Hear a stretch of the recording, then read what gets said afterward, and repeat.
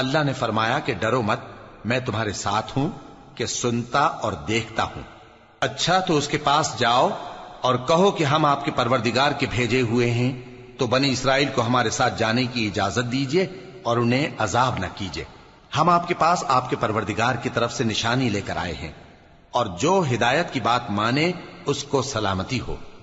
हमारी तरफ ये वही आई है कि जो झुटलाए और मुंह फेरे उसके लिए अजाब तैयार है। गरज मूसा और हारून फिरौन के पास गए। उसने कहा कि मूसा, तुम्हारा परवरदिगार कौन है? कहा कि हमारा परवरदिगार वो है जिसने हर चीज को उसकी शक्ल सूरत बख्शी, फिर राह दिखाई। कहा, तो पहली कौमों का क्या हाल हुआ? फरमाया कि उनका इल्म मेरे परवरदिगार को है जो किताब में लिखा हुआ है। मेरा परवरदिगार न चूकता है न भूलता है। वो वही तो है जिसने तुम लोगों के लिए जमीन को फर्श बनाया और उसमें तुम्हारे लिए रस्ते बना दिए।